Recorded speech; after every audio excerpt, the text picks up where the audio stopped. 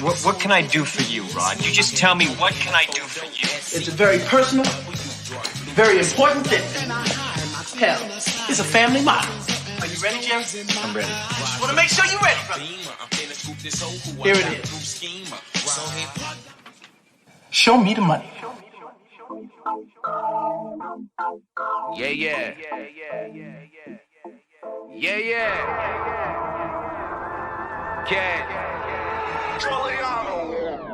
I've been on the come up, running to the ones go. Boy, I got that one up, hustle when the funds low. Sundown the sun up, all I want is the cash. Now homie, run me the stash, put the ones in the bag. Now count up, count up, count up, count up.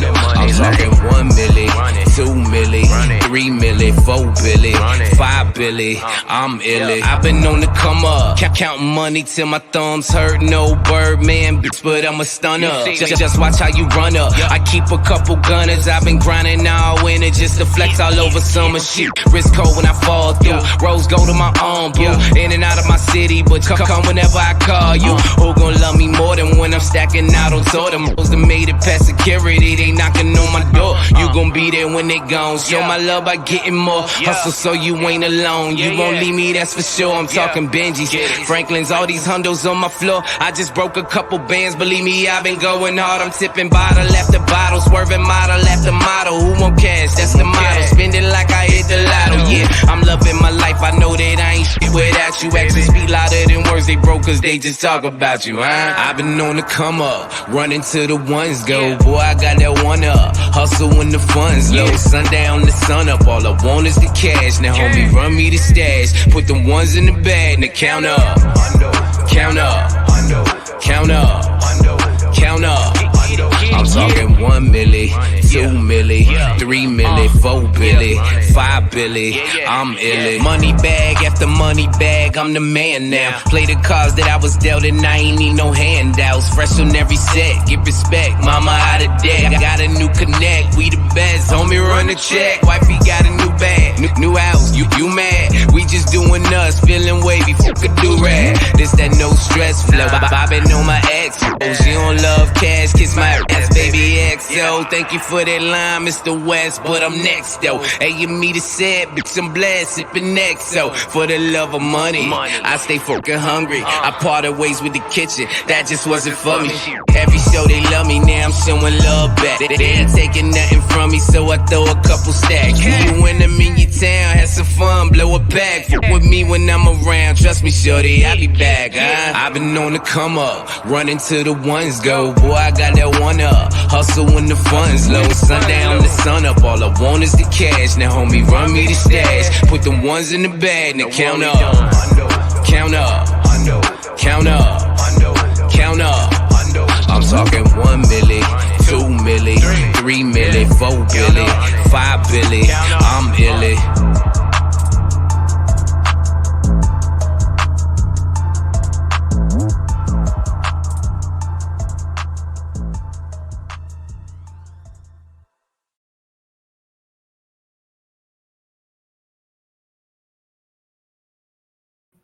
Yay. What's going on, everybody? How y'all doing? Welcome to the Alphabets Football Show. I am your host, Marcus the Alphabets, where we take you in about an hour and a half, 2 hour long journey to discuss our favorite sport in the whole wide world, which is football. Okay?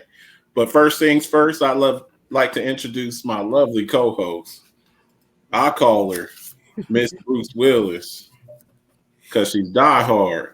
And she's diehard with that throwback Heath Miller jersey on. That's right. She think I didn't know that. University of Virginia's very own Heath Miller. What high school was that again? Honeacre High School. Honeacre Tigers. Honeacre Tigers. Okay. Where actually Heath was from Pop Warner all the way up to high school. Was a quarterback. I'm telling you, that's people, guys. They start off and they, sometimes they end up. Lane Johnson, he's an offensive lineman for the Eagles. He's a left tackle in the NFL now. He was a quarterback at Oklahoma, so it happens. I want to introduce somebody. He don't really need no introduction. Y'all done seen him up here. My guy from the sports entertainment capital of the world. He likes to hop on with us sometime. A lot of time we don't get to work together because he's having a show slightly before ours. So he's got an open invite with us. I got my guy, Mr. We're not here to cause no trouble. We're just here to do the Super Bowl shuffle. I got Ian Rocco Kelly up in the house. What's going on, Rocco?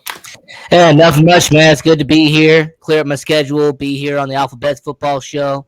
Of course, you got Ramona, you got Marcus, got all the people watching around the world. So it's gonna be a great show. Let's get into it. We appreciate you, Rocco. You know you're always welcome to come up here and kick up a little dust with us. I'm upset right now, man. I lost $500 last night, so I'm very upset. In my Survivor League, I'm very upset. But all that means I'm just going to have to go on a killing spree, figuratively speaking, of course, in fantasy football. So it's all good. Derek Carr, me and you, we're not. I'm just so amazed because Marcus, I even said, "Are you sure? Are you sure?" Because we have done nothing but talk about how bad Derek Carr is for the Raiders, and I kept thinking. Granted, I mean, it's the Rams and got all these injuries, and I get it. And the Seahawks last week be the starter. Who's been hotter than the Seahawks? They beat the Seahawks. Yeah, but you can't beat the Rams with no Matthew Stafford, no Cooper Kupp, no Aaron Donald, no Hashawn Robinson. I mean, you could make an argument the 49ers on a 5-game win streak. You could make the argument. I mean, it's like, come on. It's just terrible. So I'm out, but it's all good. You know, we gonna keep rolling. Did anybody in the Alphabets Football Pick'ems League last night? Did anybody pick the Raiders to lose that game to the Rams? Mona, you saw most. Yeah, there were a few that picked the Rams. Some people picked the Rams. Rams to win.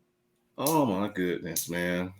So that's pretty terrible. So y'all know how we do it. First things first, we talk about, I guess, the game last night. Well, Monday night. I'm sorry. We talk about the Monday night games. We don't ever really get to talk about the Monday night game. So, and it's really funny that the Monday night game and the Thursday night game both ended with the same score. Tom Brady's he's incredible. But you know what? I'm not as scared of Tom Brady as I was week one. They got some serious offensive line issue. Andy Dalton looked like a real quarterback on Monday. Andy Dalton, you know what I think of Andy Dalton. I put Andy Dalton right up there with Derek Carr. I don't really think much of him, but he played pretty good, and they had a lot of drops in that game, and Tom Brady was able to pull it out. I like the kid Rashad White and Mike Evans. Right when I start bragging about the guy has an average season, Mike Evans, but I still think he's one of the best. I don't know. There are two teams. Dalton, he said he picked the Raiders too. There are two teams I said I would never pick it again. Actually, there were three. But the Jags, the Raiders, the Jacksonville Jags, because every time I pick them, they lose. Yeah. And the Green Bay Packers. Well, yeah. I mean, why would you pick the Packers anyway? They suck. Why would you pick them anyway?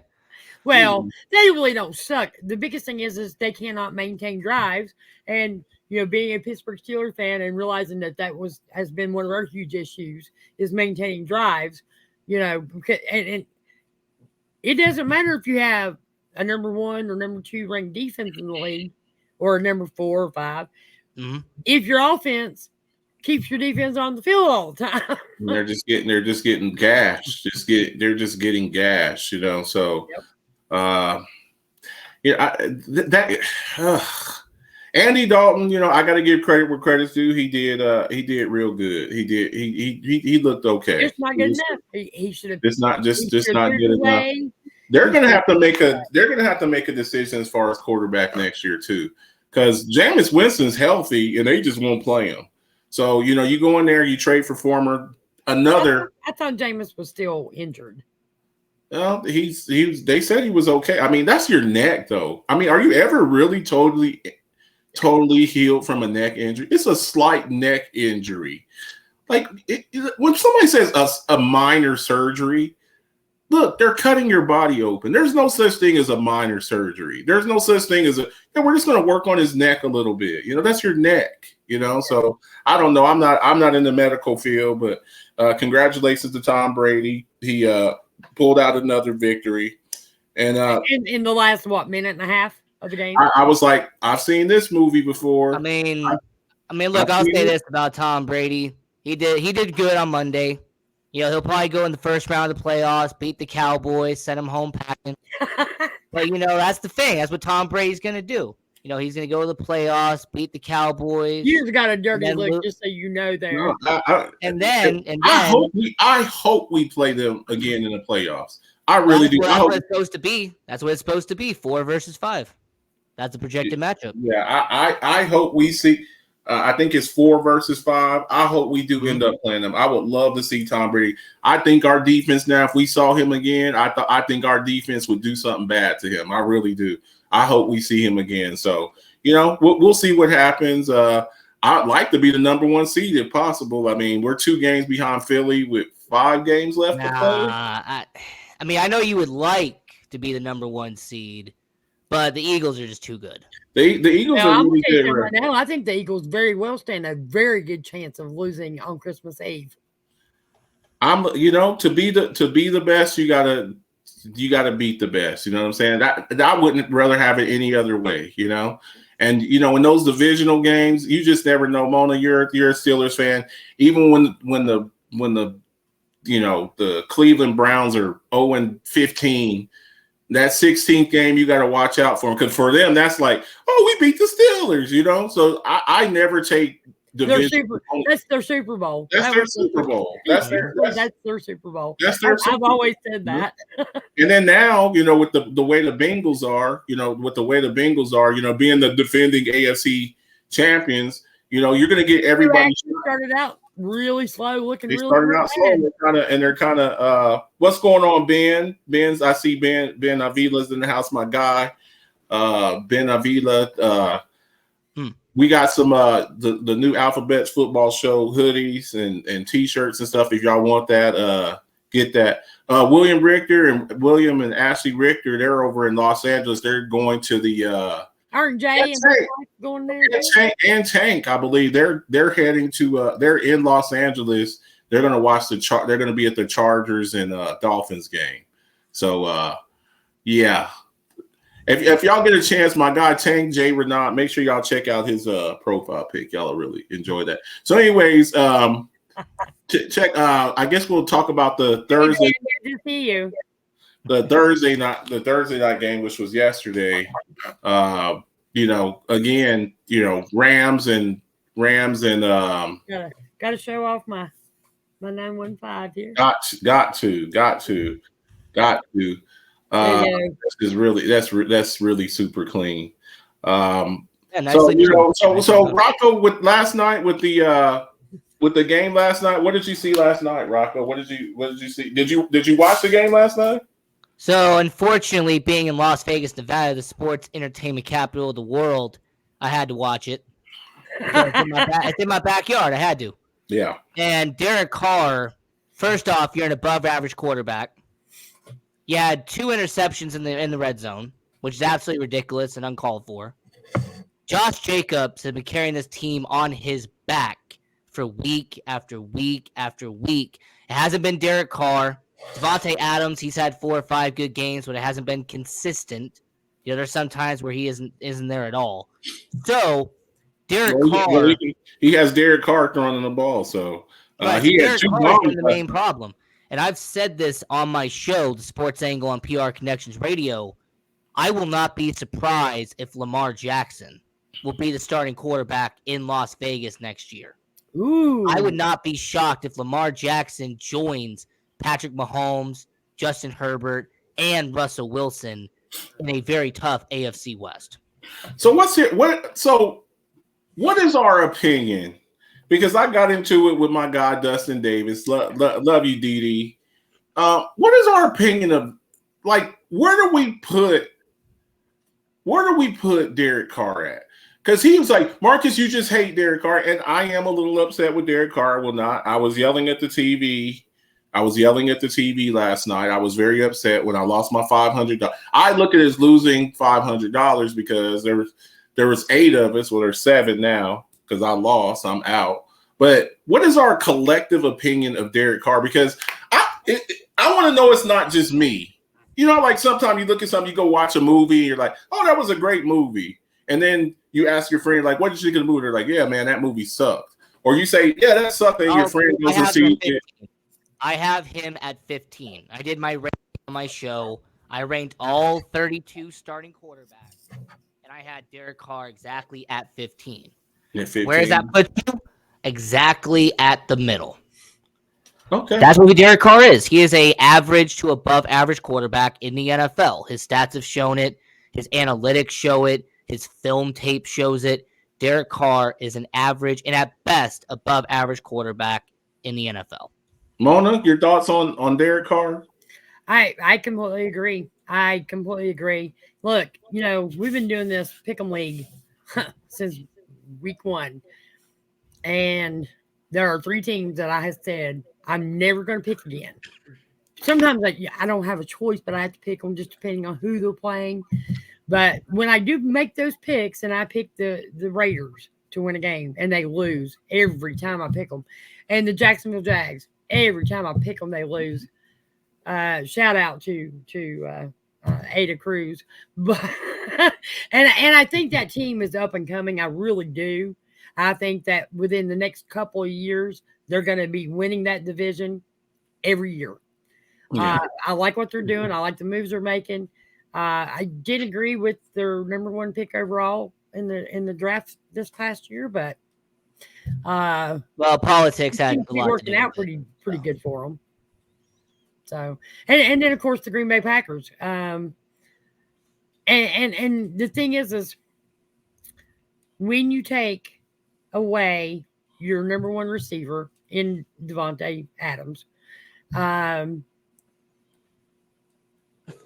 you got to be able to at least replace him with a above average wide receiver who can possibly be that number 1, or do what Patrick Mahomes is doing and throw the ball around.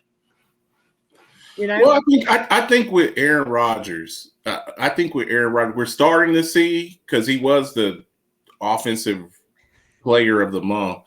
The kid Christian Watson, I think he's starting to kind of come on. Yeah. But when you have a 37, 38-year-old quarterback, you don't really have time for a rebuild, you know. So I don't know what Aaron Rodgers is going to do. You know, he's injured right now. They're talking about maybe Jordan Love starting. I think that they need to start Jordan Love anyway, because you invested a 1st-round pick in him, and you got to find out if the kid can play. Yeah. I mean, it just comes to a point in time, and then maybe you can salvage something for Aaron Rodgers. But with his contract, you know.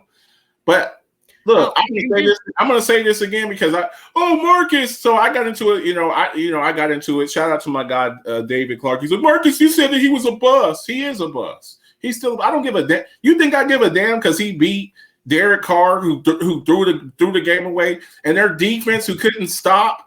You can't stop somebody going 99 yards. That punter did a hell of a job. You kick the ball down to the 1 or 2 yard line, and you let them just drive down the field. You smack the ball out the referee's hand. You have a pass interference, and you let Baker Mayfield go 99 yards. And look, Baker Mayfield, he won the game by a point, cost me my $500. I'm going to keep reiterating that. And next week he'll look like crap. I nearly guarantee it. So congratulations, I guess. You get to survive another week. You get to keep your job. Matthew Stafford, he's out for the year. I don't know if I bring him back. I don't know if they put him on short-term IR, but by the time he comes back, it'll probably be over. So congratulations to the Rams. Congratulations to all the guys that are still in my Survivor League. Let's see. And we'll go from there. So the Rams play next week. I guess going to see if he's going to suck it up. Or they're going to suck it up. 98. They play the Packers. Oh, wow. Hey, I hope the Rams get the W there. We get to see the great battle of Jordan Love versus Baker Mayfield. Wow, just what everybody's looking forward to. So there it As is. long as it's not Aaron Rodgers, man. As long as it's not him. We'll see what happens. So those are our two games there. So news and notes. I guess we'll jump over to news and notes. We had a few things that happened. Not too much. It's been kind of so the Titans, they parted ways with their GM. Look, when you go and you make certain moves, that's the thing with being a GM. When you make stupid ass moves that don't pan out, and you go and sign a guy like Julio Jones, who's been injured, and give him a contract who didn't pan out. When you get rid of a guy like Jack Conklin, who's balling away right now, you give away an awesome tackle like Jack Conklin. When you get rid of Donta Foreman, who basically carried your team last year, whenever Derrick Henry got hurt. And I think the reason why, and let's talk about that too. I think you getting rid of him, you should. I don't know if they could have afforded to keep both running backs, and I understand kind of why they had to let him go, because eventually, he's going to be asking for big money. Foreman's going to be asking for money. But I think that to me, their running style, although similar, Foreman can catch the ball out of the backfield a lot better than what Derrick Henry does. He's not getting paid that much money in Carolina. He's not a bad back. You bring him back, or you give away AJ Brown. I see that too. You give AJ Brown, who cooked you this past week. Let me ask this: but when it comes to Titans, I think one of their biggest problems is the bad contracts he's also been giving out. Now, Ramona, you would know this better than me. Bud Dupree signed a 5-year deal, $82 million. And I think he's been hurt ever since he joined the Titans. I don't see his name on any game sheets. Like, I think he's been injured the entire time. Yeah, off and on. Yeah, he has been. The thing with Bud Dupree, he got injured with Pittsburgh right before he left. He had an ACL tear. Missed the last part of the season with us. And I am a true believer that when you have that first ACL tear, sometimes you never can make it back to what you were. Bud Dupree was on fire in Pittsburgh. Between having him and TJ Watt on the other end, they were creating a lot of magic. But I'm also seeing now Alex Highsmith doing the same thing. What's the common denominator? And that's TJ Watt, who is taking doubles on the opposite side of the field and allowing your Cam Hayward and your Alex Highsmith to get in at the quarterback. The thing with Bud Dupree, I still think that injury set him back, and I don't think that he's ever going to. And he doesn't have the defense that the Pittsburgh Steelers had in Tennessee. Well, but I don't even think that's the main reason. I think the biggest problem is they've had not a great quarterback in Tannehill. They have a kind of a rookie guy who's stepping in and doing what he can when he's on the field. But I do not believe in Tannehill. I think if I had to pick out a Tannehill and Derek Carr, I would probably take Derek Carr over Tannehill. That's everything you need to say about Ryan Tannehill. I think also with Bud Dupree, here's the thing with Bud Dupree though, Rocco. Bud Dupree's a complimentary piece. Okay? He is a complimentary piece.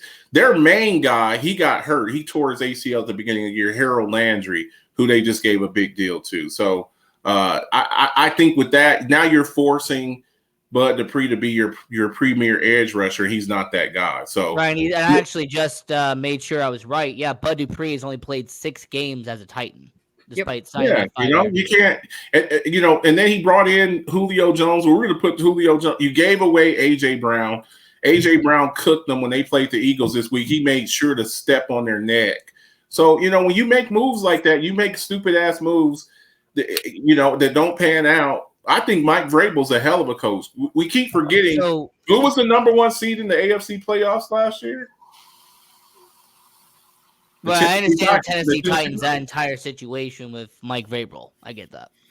Yeah, and then you go and you have a good team. You have a really good team. You sack Joe Burrow 9 times in the playoff game, and you still lose because your dumbass quarterback throws away the game. So when you give Ryan Tannehill that type of money, like he's a good quarterback, then you get what you pay for. So if that's what you want to sign off on, you're the one who signed off on this. You went to the owner and said, we need to re-sign this guy. Well, you know what? When it doesn't pan out and we lose after our defense gives us 9 sacks, then you're fired. Go ahead and get your stuff and get up out of here. So that's Ryan Tannehill making $27 million next year. Is he actually going to be in Tennessee, or is they going to find a way to get rid of him? They're going to find a way to get rid of him. I would find a way to get rid of him. Derek Carr won't be in L.A. either. Let me ask y'all this: if you had a choice between Ryan Tannehill or Baker Mayfield, who would you take? Because Baker Mayfield, he only signed a 1-year deal. Vegas, he won't be in Vegas. Oops. I mean, Derek Carr, $32 million as well. I mean, that's what they keep talking about here. Yeah. So so this is the time of year where people start, getting eliminated. You start seeing, people. So the Houston Texans were the first team that were eliminated. Congratulations. It wasn't the Jacksonville Jaguars this year. So congratulations. And Rocco, I unfortunately for your Bears, but you know what? I think the Bears are in a good situation. I really do. You got hellacious salary cap space next year. Thomas Maseko says he thinks that Carr will be playing with the Giants next year. You know what? I actually agree. I think the Giants bringing in Derek Carr. I actually agree with that. I believe it's good. I think that the Raiders are going to do whatever they can. They have an out in that contract this year, and I don't know where Derek Carr is going to play next year, but all I know is that he ain't going to be playing in Vegas, and when he's not, Dustin Davis, you're going to owe me $50. That's what I know. And about the Bears, to kind of piggyback off of what Marcus was saying, giving a great review on the Chicago Bears, we got plenty of cap space. We have draft capital. And if you're smart, and Ryan Poles, I believe, is a smart man, the general manager for Chicago Bears, former offensive lineman for Chicago Bears, if you're smart, I would take that second overall pick and I would trade down in the draft and get more draft picks and do what the Tennessee Titans did, do what the St. Louis Rams did, get multiple picks by going down and having a team trade up for a quarterback. Yeah, because I believe I can see a scenario. We were talking about this a week or two ago. I believe the first 3 picks in the draft are going to be quarterbacks. I really do. You all might be able to get the best offensive lineman. You all might be able to get. You might be able to get the. If you don't mind me asking, what order are these quarterbacks? What order? I still think C.J. Stroud is going to go first. I think C.J. Stroud will go first at all of them. Yeah, I don't think it'll be Bryce Young. I just don't. When I see Bryce Young, I see. He's got a frame kind of like Tua. He's kind of a thinly built type quarterback. He's built kind of like Josh Rosen was. And people look at history and they look at stuff like that. CJ Stroud, he's a little bit put together a little bit. I think with the number 1 overall pick, I think the number 1 overall pick, CJ Stroud to the Houston Texans. That's my opinion. And when you say 3 quarterbacks are going to go, please tell me you're not saying Will Levis. Please. No. I think even Hendon Hooker goes before him. Yeah, I'm not a fan of Will Levis. I don't believe the hype. I don't think he's a good quarterback. Oh, I think he may be the 5th or 6th quarterback. Hendon Hooker won't be a top 3 pick though. No, he won't be. No. The way I have it picked, I do think that Stroud will be your first quarterback off the board. I think Bryce Young will be your second quarterback off the board.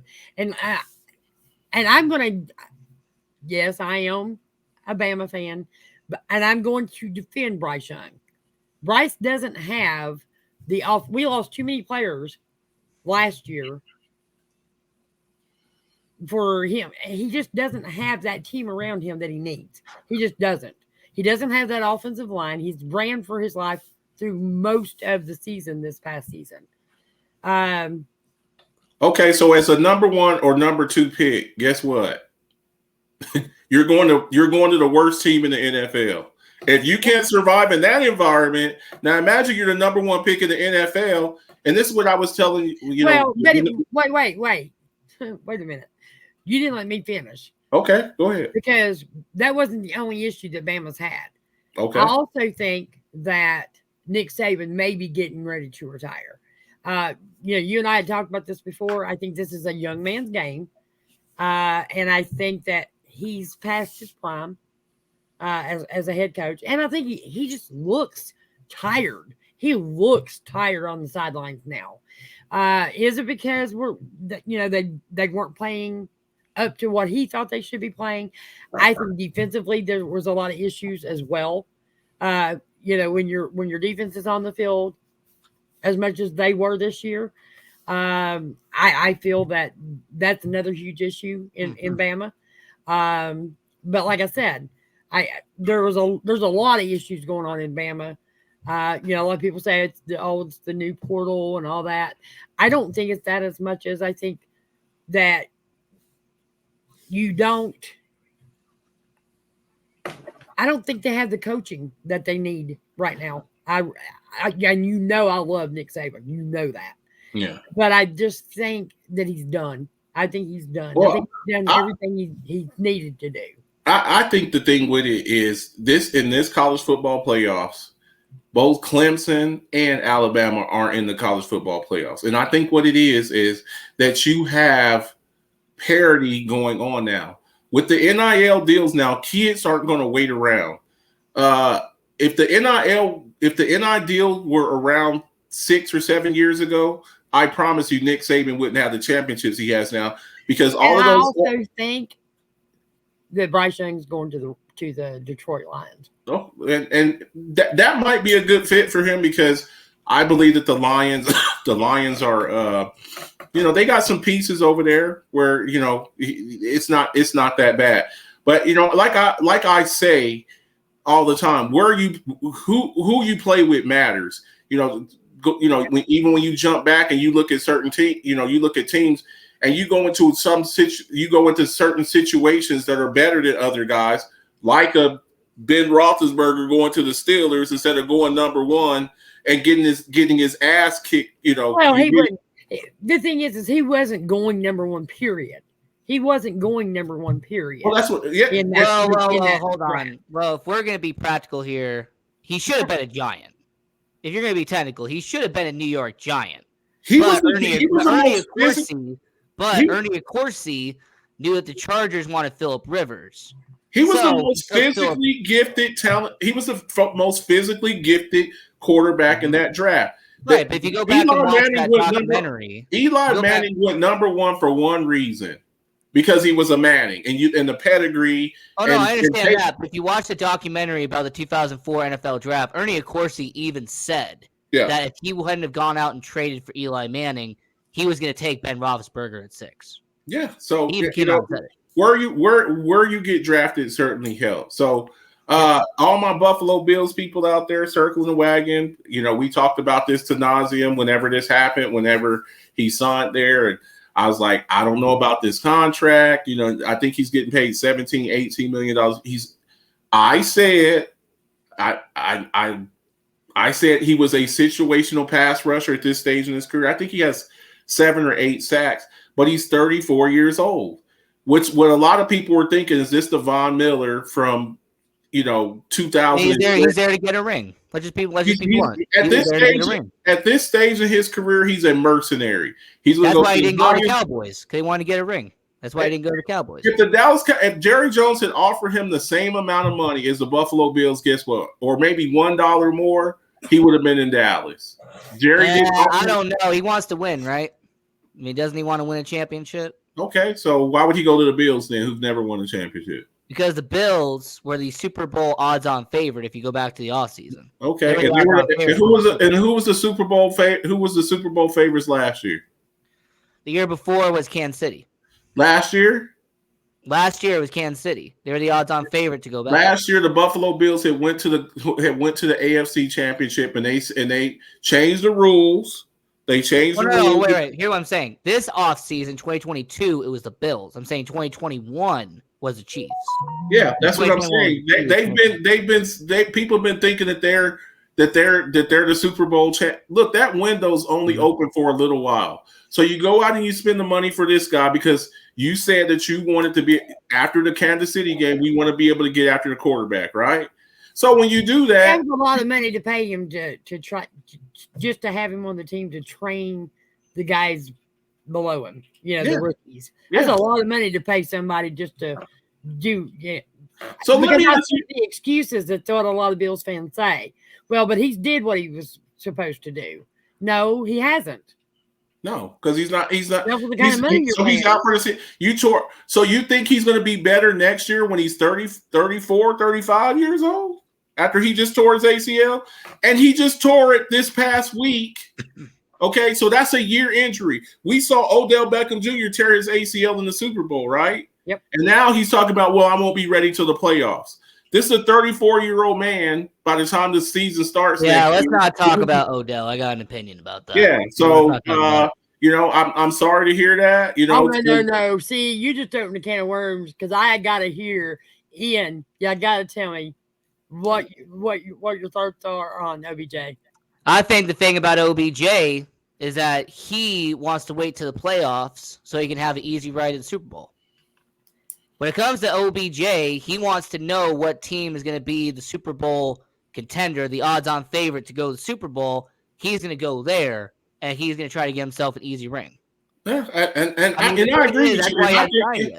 And what teams are saying to him, because he was just like, well, I want somebody to sign me now, and then I'll be ready. Now he went out with Micah Parsons and all them on Monday, and he's like, I'm not going to be ready to play. And then today he's like, why would I want to play in the regular season now? So basically, you're a mercenary, and then you say you want a long-term deal too.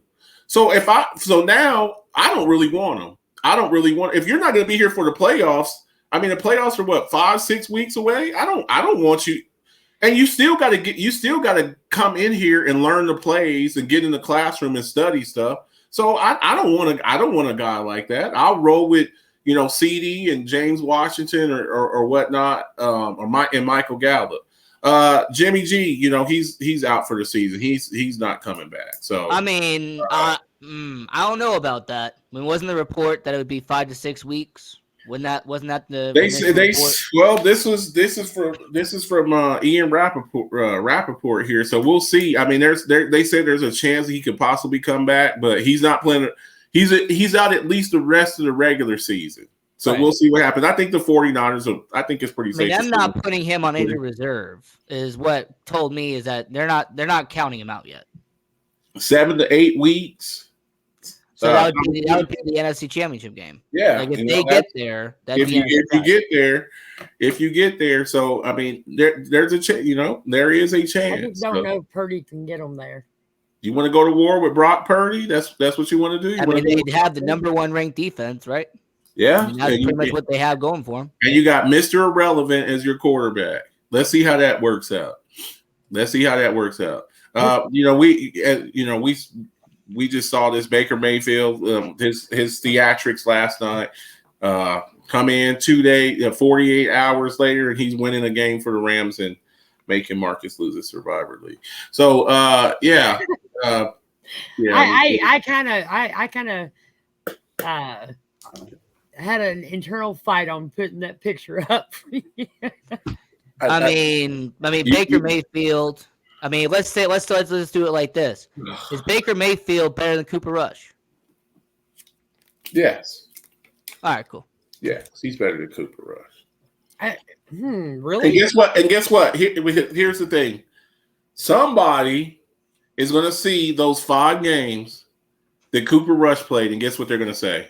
They're going to offer him money to come. They're going to offer him. What they're going to do? He's going to get that Ryan Fitzpatrick treatment. They're going to see 4 or 5 games, and he's going to start tricking people now.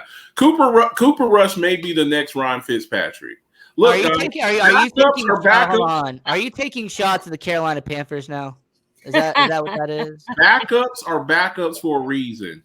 They're backups. That's what they're there to do. Win you 4 or 5 games. If I had my way, Cooper Rush would be the MVP this year. And the reason why is because he did what he's supposed to do. if the Cowboys had been 1-5, So he did what he had to do until he did Philadelphia. what he had to do. 4-1. He did what he had to do until Philadelphia. That's when he got exposed. That's what I'm saying. But he resorted back to what he really is, which is a backup quarterback. In that game, in that Eagles game, who did I pick for that game, Mona? The Eagles. I picked the Eagles because the clock is going to strike 12 and the carriage is going to turn back into a pumpkin and the glass slipper is going to turn into a raggedy flip flop. That's what I said. The thing is, and I'm still having problems. I still think that Cooper Rush is better than Baker Mayfield because his ceiling is much higher. I think than what we know what you're getting when you get Baker Mayfield. State Farm commercials. Yeah, pretty much. I know my guy. I know my Falcons guys are so happy about this. The best quarterback from the 2022 draft. I said that then, and I'll say it now. How old is Desmond Ridder? Because he looks like he's like 40, 45, 46. He's 24. I think 24. Dude, he looked in his face. I was like, how old is this dude? Y'all remember Greg Oden back in the day from Ohio State? Got drafted to the Portland Trailblazers. He just looked really old. He was 18 years old and he looked like he was 45, man. So I guess the Marcus Mariota experiments over there are going to roll. Oh, and before I move on, I have a question. Okay. For the panel here and for our people in the comment section. I have a question. I have a football question. Who is the only quarterback to be ejected from a game in NFL history? A quarterback? Yep. I'm going to take a guess. Tom Brady. Nope. Charlie Brewer. Nope. Ryan Leaf? Nope. Okay, I don't know. I will answer that. I will answer that shortly. I will wait. And Ritter's 23, actually. All right, 1 year off. All right.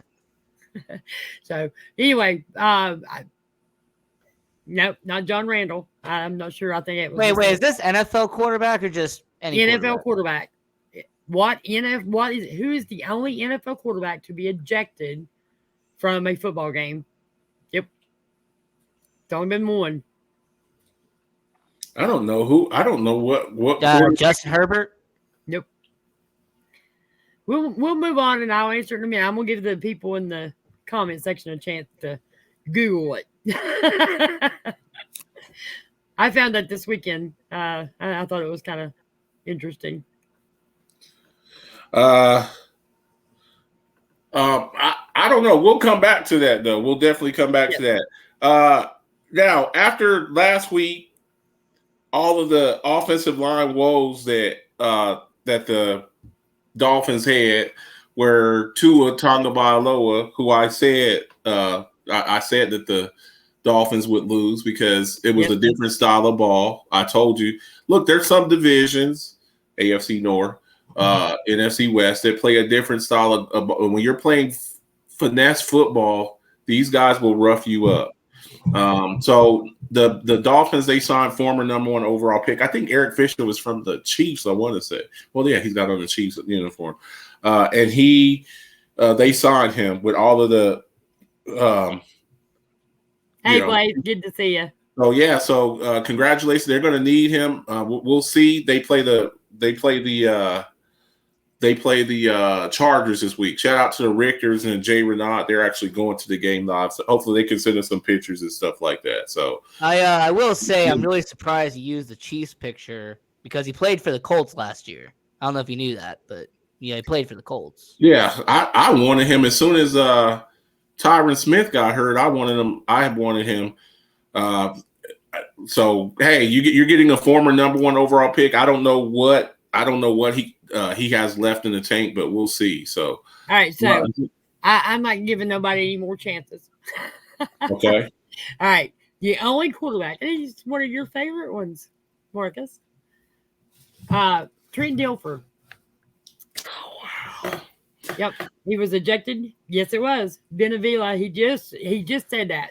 So, and he had been typing it before I said it because I just now see him saying. Oh, by the way, Trent Dilfer just got a job with UAB, I believe, University of Alabama, Birmingham. In a game. Yeah, he'll be the new head coach. He basically said that John Randall was trying to take his knees out in a play, and he basically got up and body slammed him, and then kicked him and stomped him. John Randall? He picked up John Randall? I'm surprised John Randall didn't. John Randall was crazy, man. Yeah. That was are we sure it's not the other way around? John Randall picked up him? No. I can't imagine Trent Dilfer pick. You know and what? I actually meant, listen, if I hadn't had to lose electricity today, working on the floor, I actually meant to go get the video because I actually got to watch it. And he really didn't body slam him to the ground. But when he got hit and he got up, he basically just shoved him down and then like kicked at him and stomped him. If I'm a defensive lineman and a quarterback ran up on me, it wouldn't end well. That would be me though. I mean, if I'm a defensive lineman, and if I'm a 300 pound, I don't know if John Randall was quite 300 pounds, but he was about 290. And some quarterback ran up on me, Trent Dilfer would have been picking his teeth up off the ground. That would have been me. Hey, look, all I'm going to say is that if it was a Samoan, I wouldn't even go near him. Yeah. I know what Samoans do. I know about the family connection. Yeah, there's no way there's no way I'm getting my ass kicked by Trent Dilfer. All right, so I'll give you another little trivia real quick, and then y'all can think about this one. Who was known as the scariest football player of all time, who was never drafted? He was slated to go number 1, but he was never drafted into the NFL. And that's all. I mean, my immediate thing was to say Dick Butkus, but nope. No, this guy was never drafted in the NFL. He played for. He started in Penn State. Jack Youngblood. And he got kicked off the Penn State team, and ended up playing for Baylor. And he was slated to be the number 1 overall pick in the NFL draft until an incident, which later on they found out he was not guilty of, but it was the sexual, well, it wasn't even sexual harassment. And that's the reason why I brought it up, because I was watching a thing on a current football player who is back playing now.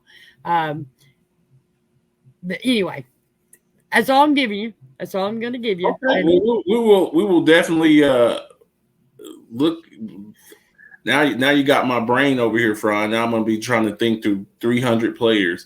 Like Meek Mill says, whatever you do, there's levels to it. You know, every week we bring you the statistical leaders for rushing, passing, and receiving. A lot of familiar names. So what? Hey, Marcus. Yes. Sean Oakman. Yep. I remember Sean Oakman. And it come to find out that she was lying, and yes. She was lying. Speaking of that, when you said it was recent, that's when my brain clicked. Speaking of that, Matt Ariza, the punter that the Bills got rid of, they are not indicting him. The Bills kicked him off. So, you know, you got to kind of let the legal system. I'm going to do this real quick since we're at this little section. I'm going to screen share. I just want to show you the picture of this guy. He was like 6'8" and like 320. 6'9". Yeah, I remember him. He's from Texas. He's played at Baylor. He was a. There you go. Yeah. He was. And they said that he was like just one of the absolute scariest. He was 4% body fat at Hey, if you want a fun fact, he's currently playing in the Canadian Football League. So good for him. Well, that's why 6% body fat. that's why I get so upset, because like allegations like that can really ruin your career. They can ruin. I mean, I you mean, look, I get that, but the this kid is fact a that he's beast. still playing professional football, granted it's Canadian, but granted he's still, but playing professional football. So yeah, but when you go from being a potential first round pick to playing in the Canadian Football League, that's kind of a step down. When you're got a guaranteed contract and you got to go play up in Canada in Antarctica, that's kind of bad. yeah, So I don't know. I look at it as positive. He's still doing what he loves. Yeah. Who said Dick Lane in the comment section? Thomas Maselko. All right, Thomas. Since you brought him up, what was his nickname?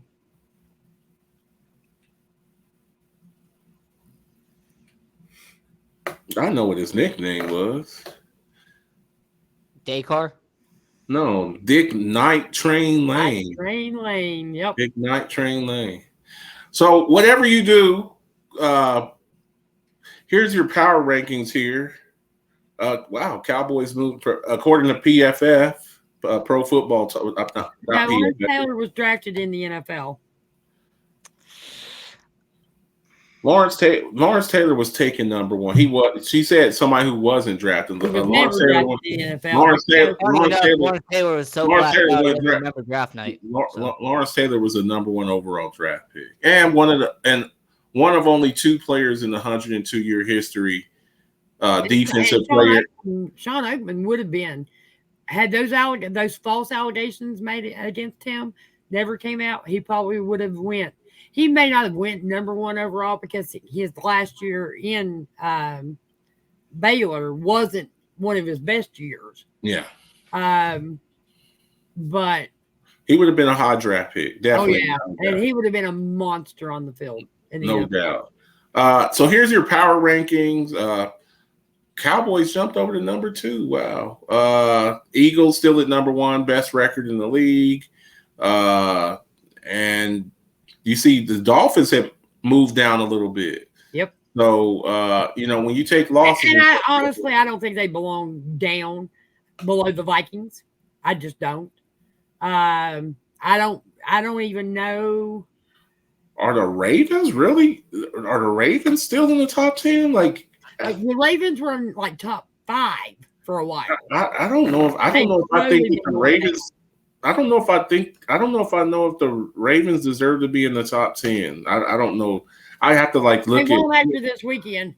I mean, I'm gonna say this: the Cowboys being at 2, that's fine. When you get eliminated in the first round, that number 2 power ranking will be real nice for you. I don't think Buffalo being at 3 makes sense. Kansas City at 4, a little bit low, but I digress. San Francisco 5-game winning streak, number 5. All right, I get it. Minnesota, the fakest division leader in the whole NFL. I mean, they're frauds. I mean, Minnesota is an absolute fraud. They're frauds, but they swept you this year? Minnesota is the weakest division leader. I believe you. I believe we beat them 40-3. So I understand where you're coming from. Right, they're a joke. They're going to get eliminated probably in the first round. I mean, that's and then we beat the snot out of the Bengals too. So Dolphins. The Dolphins. They've had a bad week. I mean, I get that. Wilson, we're going to find out about the Dolphins again when they got to go up to Buffalo in the cold. We're going to find out a lot about the Dolphins then. And the Seahawks, you lost to the Raiders, who lost to Baker Mayfield and lost me $500. So, anyways, here right now is your playoff settings if you were to start today. So, I mean, this changes every week. Yep. The Bills, we'll see the Bills this week, and we're going to make our predictions here in a little bit. They play the Jets this week, and the Bills already lost to the Jets. They already lost to the Jets, so we'll see what they do. So, this changes, and we'll find out. We're about to do our picks here in a little bit. What we got next? So here's your top 5 passing. Look, Patrick Mahomes up there. Number 1. Can we point out the passing yards, how he's almost 4,000 passing yards more? Yeah, exactly. I mean, But he's not. He was going to have a horrible year because he lost Tyreek Hill. Yeah, that's what I heard. As soon as he lost Tyreek Hill, he wouldn't be that good. Joe Burrow, they're actually running the ball a little bit better. I see more balance with them. The way that they're playing now, this is not the same Bengals team that was at the beginning of the year. No, they're not. It took. I think it took a half a season, basically half a season. It was a Super Bowl hangover to start being cohesive. Yeah. But they're running the ball now with Samaje Perine and Joe Mixon, and I like that. Josh Allen, we'll see what's up. He's still kind of got that gimpy elbow. We'll see if he can rebound. Bob says, and I agree with this, Dolphins are just getting good. They need some more time to develop. And I think within the next 1 or 2, I think even next year, they're contenders right now in their division. Next year, I think they're even better. And I think within 2 years, look, the Bills need to do something now because the Jets and the Dolphins are up and coming in that division. And as long as Belichick is coaching the Patriots, guess what? You can never seriously count them out. He just needs to learn to get some weapons for his quarterback to throw the ball to. But anyway. I'm going to say this. I genuinely believe that the Dolphins, in terms of talent, like side-by-side talent, I think the Dolphins have a better roster than the Bills do. In terms of side-by-side talent, I think the Dolphins are actually better. They got better running backs. If you look at Hill and Waddle, I'd say they got better receivers. I would take Gesicki and Knox. That's kind of a. I mean, the offensive line, I would say, is even kind of a stretch. And I mean, the main thing is with Tua, but as of right now, the Dolphins have already beat the Bills. Now we will see in the rematch.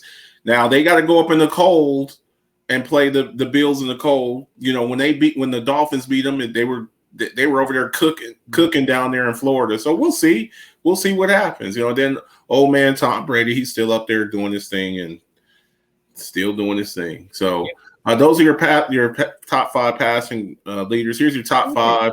Look who's number one. Number 1, Tyreek Hill. Noodle on Tua won't be able to get him the ball. And Waddle at number 5 is still hanging in the top 5. The Dolphins got 2 top 5 receivers. Hence the reason why Tua is an MVP right now. Like the reason why he is like the odds-on favorite to win MVP is because of Tyreek Hill and Jalen Waddle, the way he's been doing. Yeah, I think he took a step back this week with that loss because he looked really bad in that 49er game. He was running for his life a lot. Well, I agree, but the NFL odds, like if you look at the casino, it's like Mahomes, Tua, and Hurts. That's pretty much what it's been. Yeah, I mean it happens. So those are your top 5. Justin Jefferson, I just love the kid. He's about to get paid. He'll probably be the highest player of the year receiver in the league. He'll probably be the highest paid wide receiver in the league. And then here's your rushing champion, Josh Jacobs. And this is why Derek Carr is just inexcusable. You got a top 5 receiver, you got a top 5 running back, the leading rusher in the league. It's like, come on, dude. Last night you threw for 55%, no touchdowns and 2 interceptions, and one of them was a red zone interception that would have put you up 20-3 right before the half. It's just inexcusable. And that's why I think he's out of there. He's out of there. When it comes to Josh Jacobs, him being a free agent next year, he's going to get a nice payday. He's going to get a very nice payday. I just don't know that he's going to be in Vegas.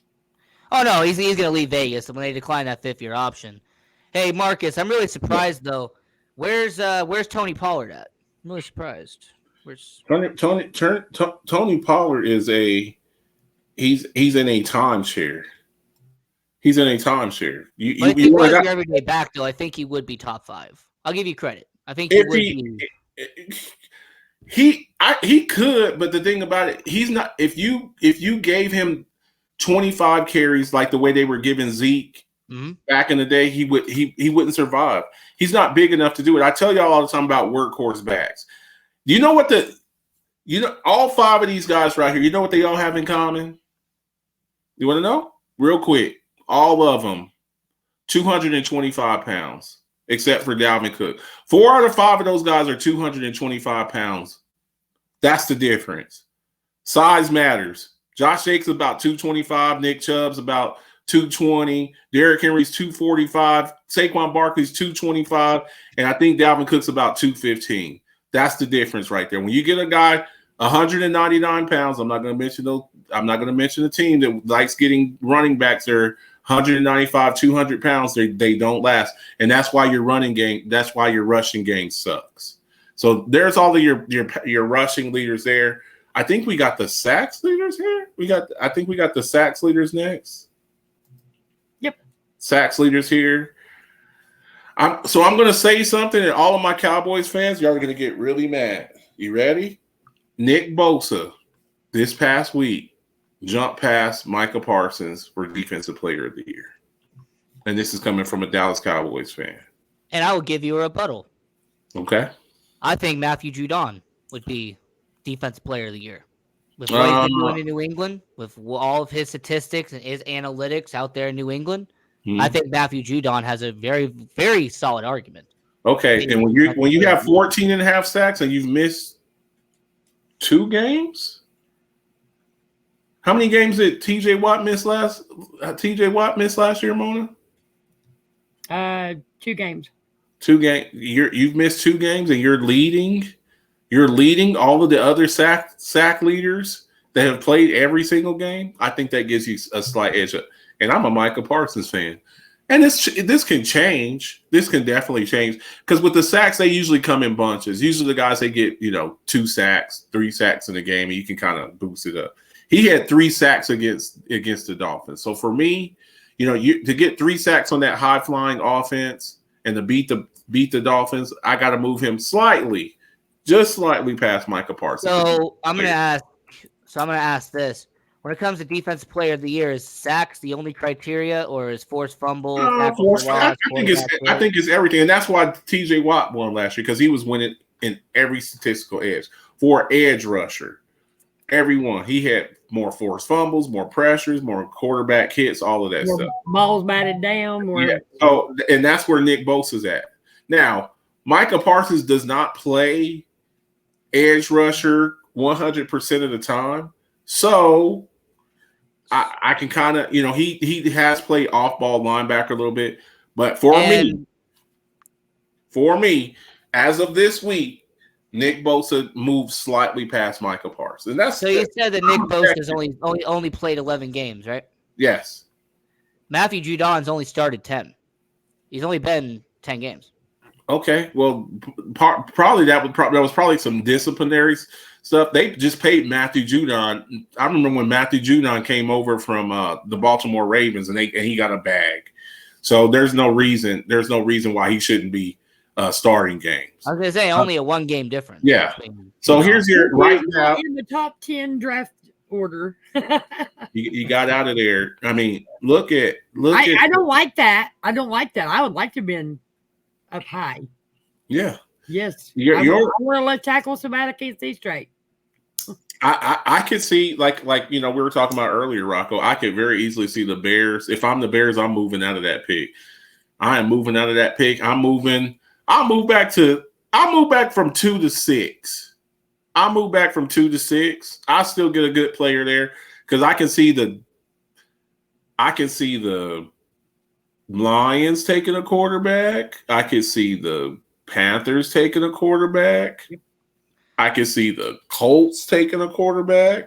How about the New York Falcons taking a quarterback? So I'll move back. How about the Jets though? How about the I'm still gonna get a premium pick. Jets aren't going after a quarterback. I don't think they will. Who's that? The Jets.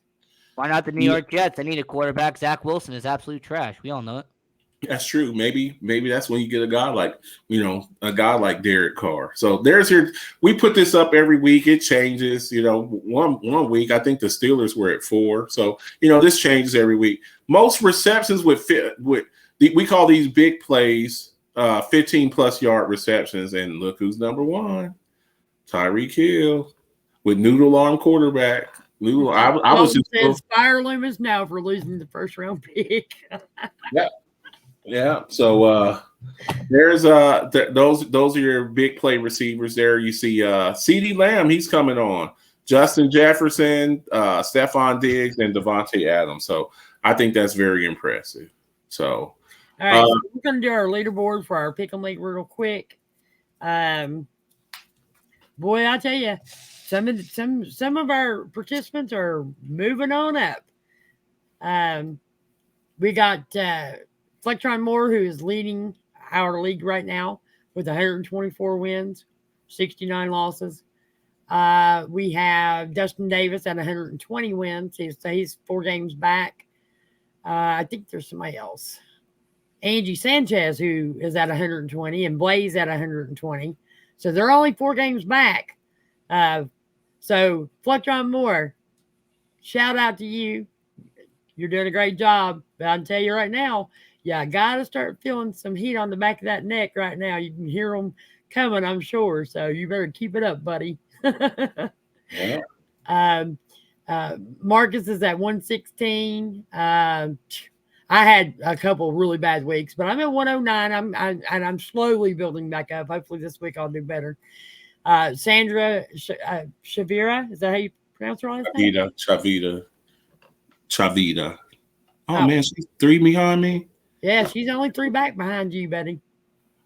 Yeah, I don't like that. And I'll say off the record, I'm at 119. So there you go. Yeah, I don't like that at all. I don't really like that. But it is what it is. Give me some did you knows, Mona.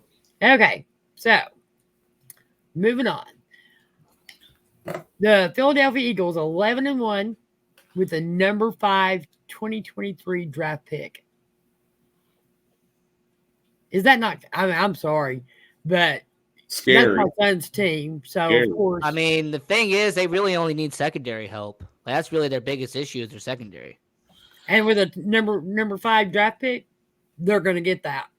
I'd say Ringo from Georgia. If I had to speculate, They could go best pass rusher too. I mean, if they wanted to, you got 2 shutdown cornerbacks. You got James Bradbury and you got Darius Big Play Slay. You got Will Anderson out of Alabama. You got Will Anderson. He just won the Bronco Nagurski Award yesterday. Shout out to my guy Breon Robinson for winning the Doak Walker Best Running Back in the. Well, speaking of running back, Clay said they need to trade back and get more future picks. But the Eagles are running back, so yeah. I mean, hell, they got Devontae Smith at 10. We traded with them. We traded out of 10 to 12. They got Devontae Smith, and at 12, we got Micah Parsons. Slay's getting if older. I had to be biased, can't have nothing. He's been player of the week, twice this year so far. So yeah, so not too bad. All right, so Devontae Adams is not even 30 years old yet, and he already has more career touchdown catches with 85 than players like Calvin Johnson, Antonio Brown, Reggie. And we know AB probably could have been up and above that, but all-time great. He lost his mind. Torrey Holt, Andre Johnson, Chad Johnson, Ochocinco, and Michael Irvin. So come on, we've talked about. Imagine where he might be if he was with the quarterback who could actually get the ball to him. Sorry, Derek Carr. I love Derek Carr as a person. I don't. I'm really mad at Derek Carr. I know you are. I understand that. And what's the reason why, Marcus? Because he cost me $500. That's why. He cost me $500. And he threw a red zone interception that would have actually, you cost yourself that because you took the Raiders. Yeah, that's true.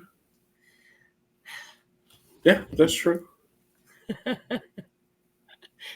Who was playing against the Texans this week? The Cowboys, but I already used them. Yeah, I was gonna if I survived this week, I was gonna take Kansas City against the Texans last week because I just knew that there was no way that the Raiders would lose to the Rams without Aaron Donald and Matthew Stafford and Cooper Kupp. Yeah. I will say the Cowboys, that spread is way too high though. Like if you were going based off the spread, I'm taking the Texans. So terrible. So we got the Kansas City Chiefs have lost 7 straight games to the Cincinnati Bengals. 7 straight games. Joe Burrow has Patrick Mahomes' number. That's really what it is. He's got his number. Well, I don't know if it's that as a whole or if it's that Cincinnati's defense just knows how to play against Patrick Mahomes. I think you have to give it to the defensive side of the Bengals at this point. I'll give him half props. Yeah. Okay, so next, did you know? Quarterbacks to defeat Mahomes 3+ times: Joe Burrow and Tom Brady. There you go. Got to give him his props. We have the GOAT and some guy named Tom Brady. Okay. Well, I don't. Yeah, I'm not giving GOAT status. Not at all. If you ask people in Cincinnati, well, yeah, but they thought the same thing about Red Rocket. They thought the same thing about who was the one that Red Rocket. You mean Water Pistol? Carson Palmer. You think about Carson Palmer. Yeah. So, yeah. That's Andy Dalton. That's always gonna be Andy Dalton for me, by the way. Water Pistol. Props to them. Props to Cincinnati. I mean, man, they are building a nice team that's going to be around for a few years. Mm-hmm. So it's about time. It's about time. As an AFC North fan, All right. So next, did you know? Because football. I saw this and I couldn't resist. I had to. He's got Mahomes' number. He's 3-0 in his career against Cincinnati, and he's 0-4 against the Cleveland Browns. Division. That's that division rivalry stuff. That's gonna change this week. That's all I gotta say. It's gonna change this week. It's gonna change this week. That 0-4. It's gonna change this week. Oh, you think so? I mean, he's taking on Deshaun Watson. You kidding me? Yeah. I mean, when you're taking on Deshaun Watson, who cares more about massages than he cares about being on the field. Yeah, Joe Burrow, that's going to be easy W. So we'll see. Yes, you never know with those. That AFC North, yeah, because that defense is going to have a little bit to say about that too. So, but I do think that now that they are running the ball like they are, you can't just game plan one thing against Joe Burrow now.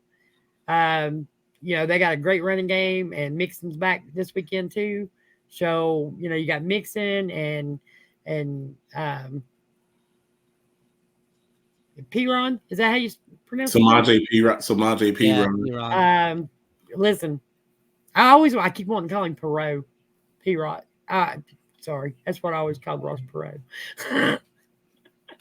So, anyway, there you go. There's your Did You Knows. All right, so we're going to move on to the Rocky Bleier Tough Guy Award. And we will go with our Offensive Players of the Week. And those were, of course, two of our quarterbacks. Joe Burrow, 80.6 completion rate, 286 passing yards, 3 total touchdowns.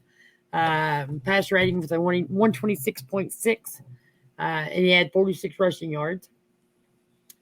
And then our NFC Offensive Player of the Week, of course, is Jalen Hurts. This guy, I'm telling you, this guy is phenomenal. He really is phenomenal. Your 2022 NFL MVP, Jalen Hurts. Yes, I think so too. I think he's definitely at the top of the running list on that. He had a rushing touchdown, 3 passing touchdowns, 130.3 passer rating. He had a phenomenal game. I mean, he really did. So, our defensive players of the week are AFC Defensive Player of the Week is Chandler Jones. Only if he was there against the Rams. Yeah. Maybe save Marcus some money. How much was it again? It's just $500. No big deal. Oh. I wear my TJ Watt jersey. You're still gonna get it. It's gonna cost them in fantasy football. So don't worry. I'm not done yet. They're gonna pay for that. Our NFC Defensive Player of the Week is Nick Bosa. Had 3 sacks against the Miami Dolphins. It was pretty impressive. So 2 tackles for loss, 1 forced fumble. He's Ben even answered. Ben, I don't need you. You're supposed to be on my side here, Ben. You're supposed to be on my side. Ben's on my side. He's a Steelers fan. $500. I'm a little upset about that. I'm still a little upset. All right, so our quarterback player of the week. Listen, you had the two quarterbacks who were offensive players of the week, but I have to give it to Jalen Hurts and what he was able to do in this game. 3 passing touchdowns. That one rushing touchdown was just, and I actually wanted to go. I usually get the video and make a GIF out of all our players of the week, but I didn't get a chance to do that today. But yeah, the guy is just he's balling, and of course, he was with Alabama for a while before he had to take off and get on.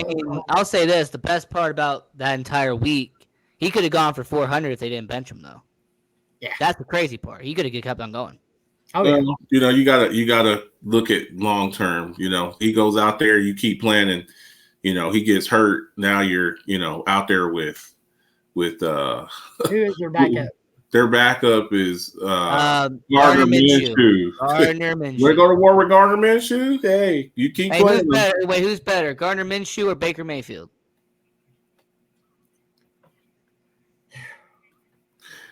I would have to probably still give it to Baker. I have to give Baker a slight nod. All right, so our special teams players of the week. AFC special team player is Donovan Peoples-Jones. 76-yard punt return for a touchdown. And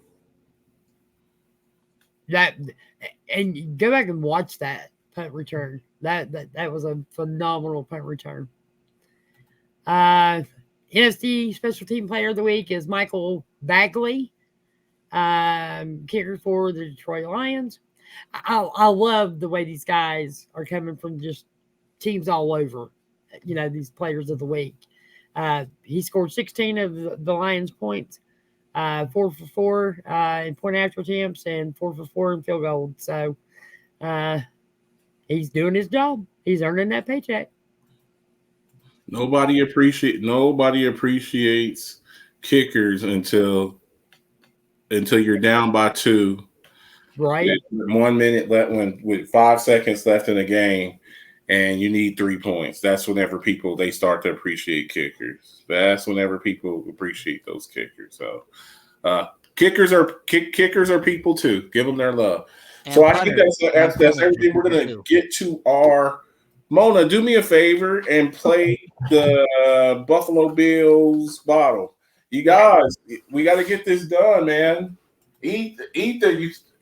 Get at me. All the Buffalo Bills fans, y'all always talk about circling the wagons. And no one can circle the wagons like us. No one gives us respect. Come get the bottle, man. Come get the bottle. $3. Yeah. Bills Mafia. Don Brown. Yeah. It's the Mafia, I'm rocking with the Bills. It's the Mafia, I'm rocking with the Bills. It's the Mafia, I'm with the Buffalo Bills. It's the Mafia, I'm rocking with the Bills. Hey. Who you reppin', what's your team? Who you reppin', what's your team? I'm reppin' for my team. I got that talent on my team. Micah Hyde, Jordan Poyer, can you catch it? Trade day is like a mask, you not catching anything. Matt Milano making plays, we not scared of any team. Best in the AFC, all the praise of Brandon Bean. You hear Sean McDermott clapping while I'm snapping? Do you? Jerry Hughes will get the sack soon as you snap it. Yeah. Andre Roberts running back, ain't no just backing. Mafia, we on a ride and we got traction. We got Beasley, we got Diggs.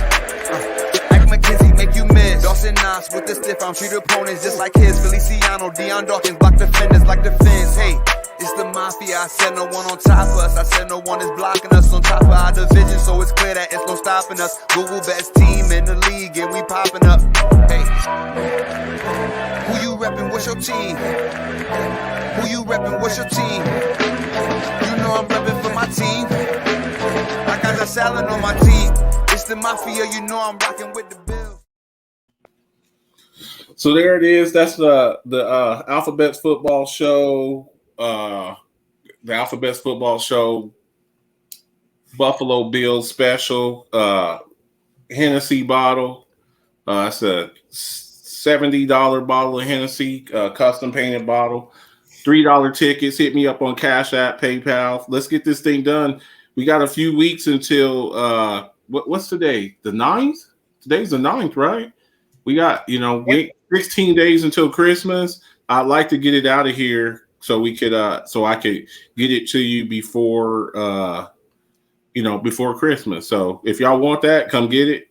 Come get it. Okay. So here we go. We're gonna do picks now. Yep. Me and Mona, we both missed on I really thought that the Raiders are gonna win that game, but it wasn't to be. So we're gonna move on. First game on Sunday: New York Jets at Buffalo. Revenge game. Can the Buffalo Bills go? Can the Jets go into Buffalo? Now the last game was in New York. Now they're also missing Brees Hall in this game. They're missing Brees Hall, but Brees Hall didn't play in the last game. He didn't play in the last game. Michael Carter and James Robinson started that game. Brees Hall was already gone. I think that the last game he played was against the Dolphins, I believe, when he ran up and down the field on the Dolphins. So they didn't have him, but Michael Carter and James Robinson, they did work. Zach Wilson was the starter last time. Now it will be Mike White, who says he's the best quarterback from the 2018 draft. But anyways, over Josh Allen and Lamar Jackson. But anyways, that's who's going to be the starter this week. That Jets defense is still ferocious. Buffalo, no Von Miller. Okay. Josh Allen still kind of with a gimpy elbow, but it is in Buffalo. Mona, I'm going to let you go first on this. I'm taking Buffalo. You want to take Buffalo? Yeah. Okay. I'm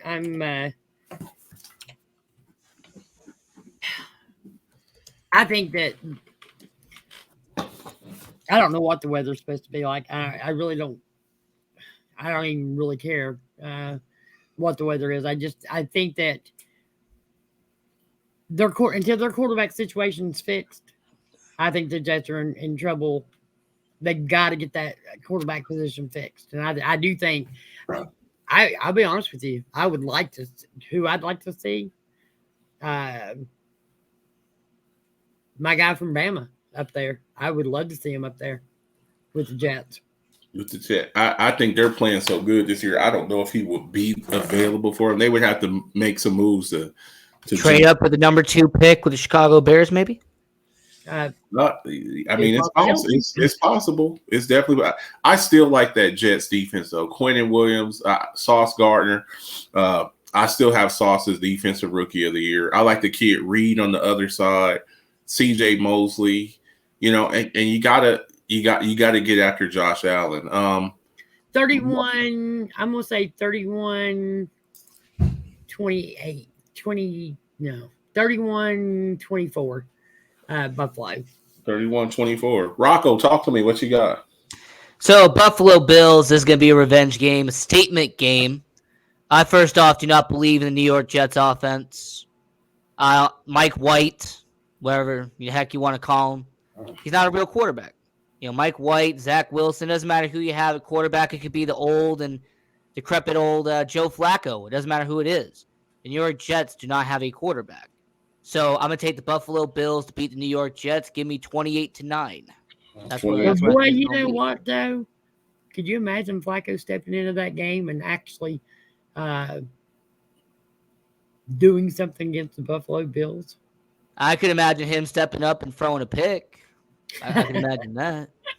I'm going New York Jets. Oh, wow. I'm going New York Jets. I think that the Jets have a formula to beat them.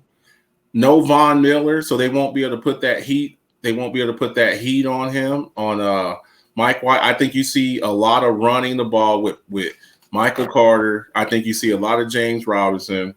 They had no answer for Garrett Wilson last time. Okay, so I'm going to go with a close game. I think they get after Josh Allen again.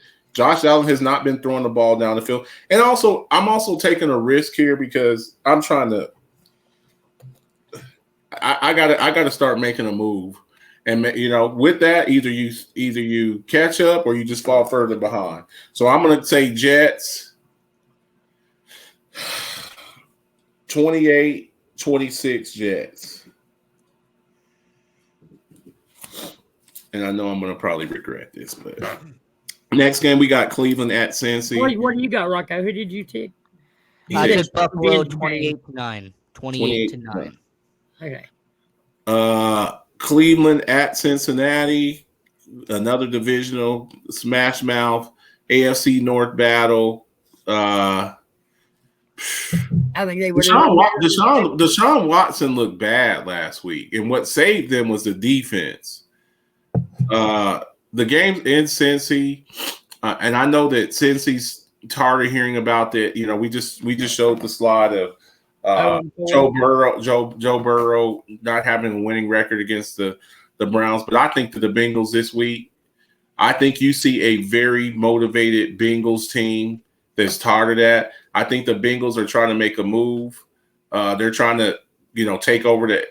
Who's in first place in the AFC North? Baltimore Ravens. I think Cincinnati's record's like what, 7-4? I think they're both 7-4, 8-4, something like that. Baltimore's in first, Cincinnati's in second. When you look at the playoff. I'm gonna go with Bengals in a close game. 30-28 Bengals.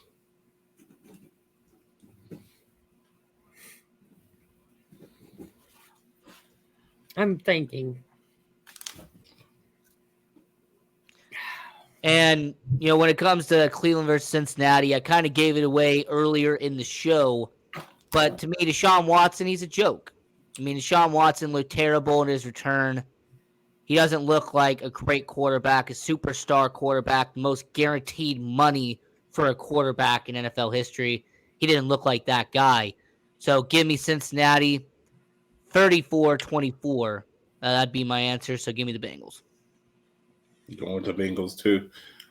Well, I'm going with Cleveland because I am a part of that AFC North. And the Cleveland Browns defense knows how to get to Joe Burrow.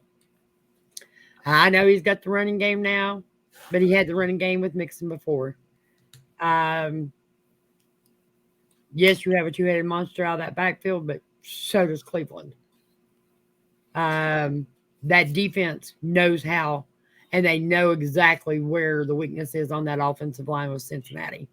I think that this is going to be a Myles Garrett style game.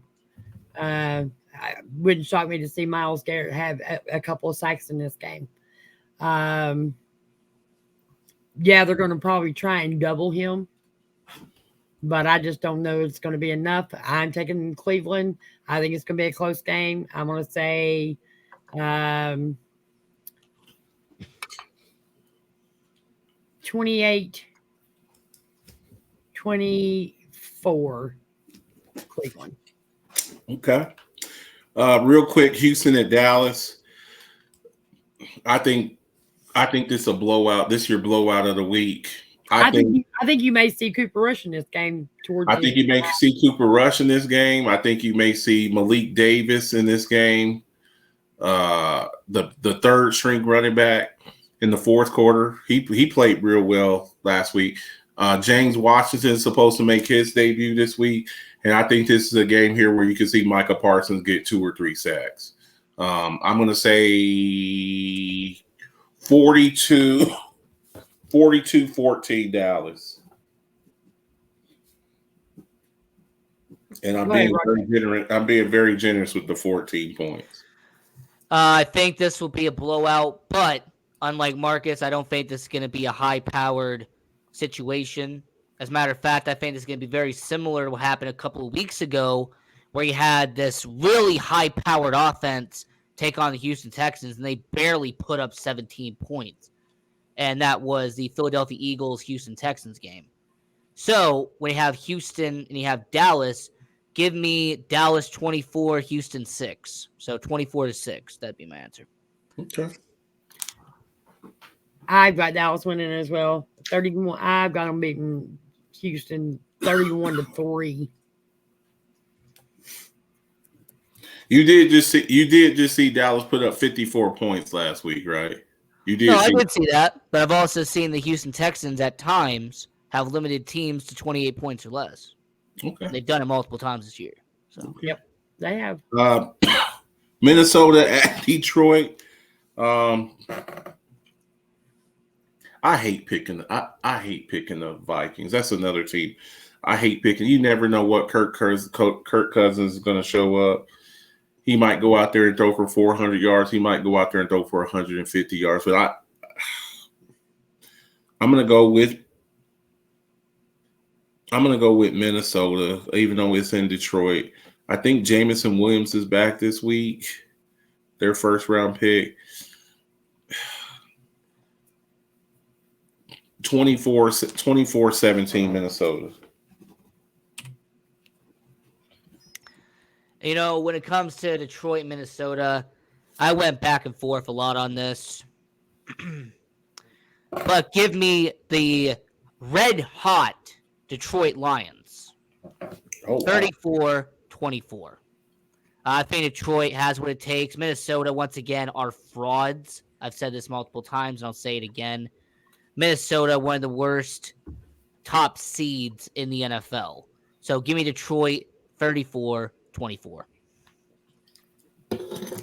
Okay. Phew, God. I just keep thinking about how bad that offensive line is, but I'm not sold on Detroit's defense either. So I'm going to say Minnesota as well. I'm going to say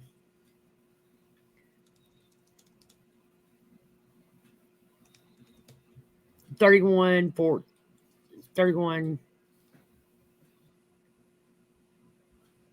17. Minnesota 31-17? Yeah. Okay. All right. Next, we got Jacksonville at Tennessee. Every time I try to give Jacksonville some props, every single time I try to give them some love, they mess me up. At Tennessee, another divisional game. I'm going with Tennessee. I'm not falling for the Kool-Aid again. Tennessee should be a little motivated. They just lost their GM. I think Mike Vrabel's happy with that. Now I know Jacksonville. It just depends. Trevor Lawrence might not play this game. He's walking around with a boot on. So I'm going to say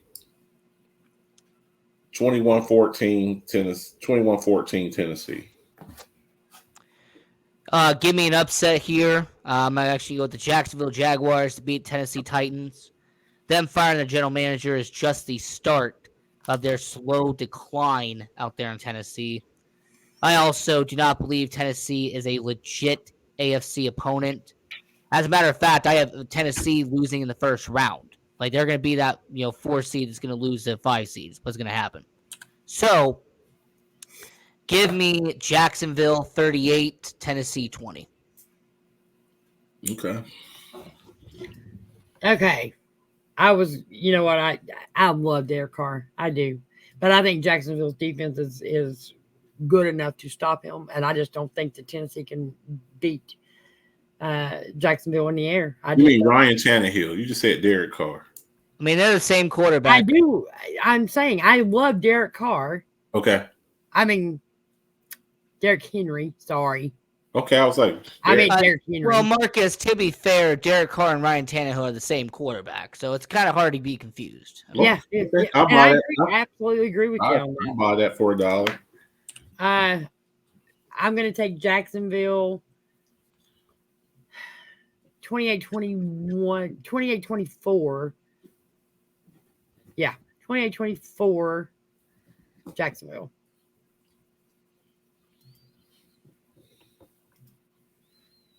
Okay. Oh shit! I did not know. Happy birthday to my guy Tito. I didn't know it was Tito's birthday today. Happy birthday, Tito! Shout out to Bernice Hernandez, one of our new show affiliates with the Chavas LLC. beard products. My beard's like really soft, man. I wish y'all could feel it, man. It's but anyways, so yeah. Next thing we got Philly at New York Giants.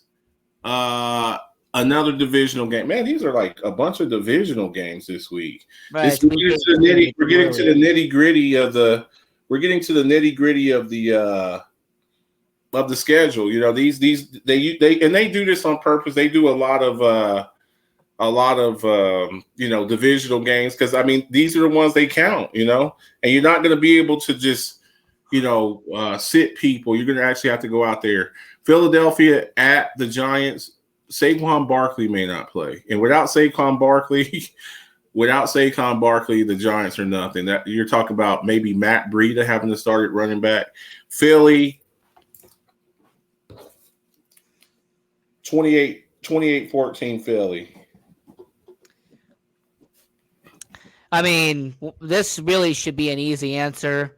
Philadelphia, the best team in the NFC. Jalen Hurts, MVP of the NFL this year. You have the New York Giants, the worst team that should be in the playoffs this year. The New York Giants, I look at them as a team that really should not be a playoff team, but somebody has to make it. So give me Philadelphia 42-7. That'll be my answer.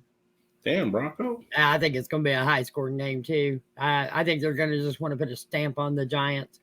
I don't have it quite that high, but I think Philly wins, like, I'm going to say 34-10.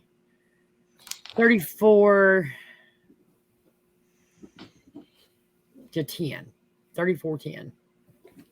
Okay. Baltimore at Pittsburgh. No Lamar Jackson. Sprained PCL. Tyler Huntley gets the start. Gus Edwards looks like trash. No Rashad Bateman. In Pittsburgh, Heinz Field. Low scoring AFC North battle. Yep. 17-14 Pittsburgh. Well, first off, I'm going to give respect to University of Utah legend Tyler Huntley. You know, he's a legend in his own right, University of Utah's own. Now, this might be shocking to some people and might be not shocking to some. I have the Pittsburgh Steelers beating the Baltimore Ravens 13-10. Very similar to what it was last week with Baltimore versus Denver. This is going to be low scoring, not a lot of offense, not much production. So give me Pittsburgh 13-10. Yep. I got Pittsburgh as well. I'm going to say 21-18. Okay. That's a lot of scoring, Mom. That's 21. I'm going to tell you who I think is going to do the scoring. Okay. I think it's going to be Pat Freiermuth and George Pickens. Okay. Miami at Chargers. But I also want to put a shout out to someone to please go kidnap Matt Canada. Okay. That being said. Ben says 102, Pittsburgh 102, Ravens 3. I love you, Ben. I love you. I don't know who said way to go, but hey, you the man. Hey, you the man. Way to go. Miami at Chargers. I think this is your high scoring game of the week. Yep. I think you could very well see 80, 90 points in this game combined. I think Miami's going to be a little pissed off this week after losing. There's not too many teams that could do to Miami what San Francisco did. And I know the Chargers try to do it, but you don't have the personnel to do that. Now, I know one has Nick Bosa, the other has Joey Bosa, but Nick Bosa is just playing at a defensive player of the year level. Is Fisher playing this week? What's that? Is Fisher going to be playing? He probably will. He's going to have to. He's going to have to. I mean, for them to go get them, I mean, we saw Baker Mayfield go in and win after 24 hours and help me lose $500. But anyway, yeah, I think Eric Fisher will. I think he will play this week. I'm going to go with Miami, 45-42 Miami. I have the Miami Dolphins beating the LA Chargers. Tua will outperform Justin Herbert in the battle of the 2020 quarterbacks. Give me 41-38 will be Miami. Yeah, that's what I see too. I got Miami winning as well. I think those boys are going to be ready to roll. I actually took Miami last week too, so just saying. Or no, I didn't. I actually didn't. You took San Francisco because I told Right. Jay. Yep, I did. I did because of the defense, and I just don't think the Chargers have that defense. So I think it's going to be kind of lopsided. I think it's going to be like 41 to. Herbert needs his weapons, man. He needs his weapons back. Mike Williams is supposed to be back this week. Keenan Allen played last week, so I think he should have all his tools back this week. I'm gonna say what did I say? 38. I'm gonna say 38, 31. 38, 31. Okay. Tampa at San Fran. I think San Francisco's like on a roll. They are on a roll. They scare me. Now, losing Jimmy G and Brock Purdy is your starting quarterback, but I think they're going to keep it very simple for him. Run the football with Christian McCaffrey. If you get in trouble, dump it off to Christian McCaffrey or dump it off to George Kittle. Or Debo. Or Debo, or take a pot shot to take a deep shot to IU. They're going to keep the game plan very simple very, very simple with this. There is no Elijah Mitchell, but I think you see the backup Mason. I think he starts to get a little bit involved. The backup running back, a big power back, and I think they get after Tom Brady's ass.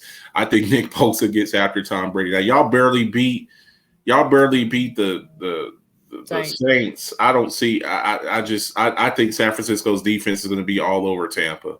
I'm going to say 24-17 San Fran. Give me Tampa Bay 28, San Francisco 23. Okay. And I'm taking San Fran 24. It's still Tom Brady. Mike Evans needs to step it up. Yes, he does. I think I'm going to say 31-24 San Francisco. Okay. Carolina at Seattle. Baker Mayfield's gone, so Sam Darnold starting. It's in Seattle. You're playing against the 12s. It's going to be loud as hell. Sam Darnold. I'm going to go Seattle. Geno Smith, they try to bounce back. 21-10 Seattle. I'm going to go with Carolina 17, Seattle 13. Really? Yes, I do. The thing about Carolina is they've been going up pretty good against teams from the NFC West. Like this entire year, they've done pretty well. Okay. I got Seattle. I think Seattle gets back on track. Mm-hmm. 31-21.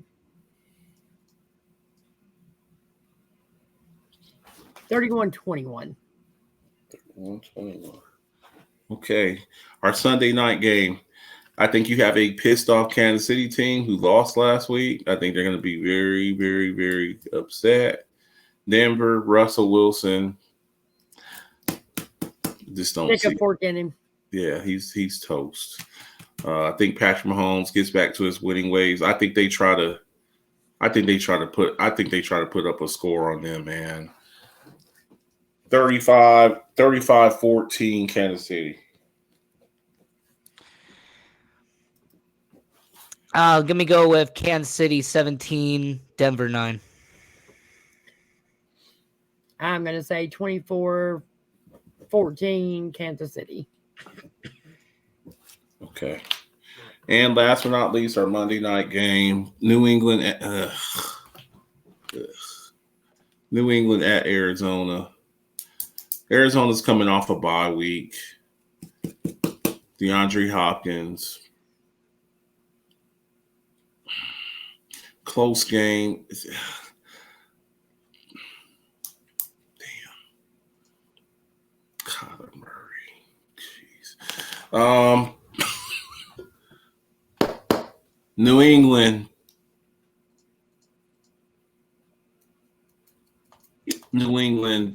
21-19 New England. Let me go with Arizona 20, New England 18. I got Arizona as well. I'm going to say Arizona.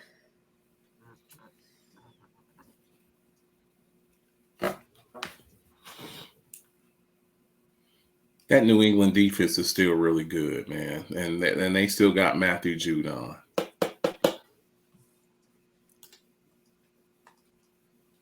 21-14. 21-14 Arizona? Yep. Okay. All right. Well, we're either gonna get really close. Ben says Cardinals, Marcus. Dalton says Cardinals 23-16, Chiefs 31-15, Seahawks 19-14, 49ers 14-13, defensive game. Chargers 30-28. Ben, -3. What was your score, Marcus? New England 21-19.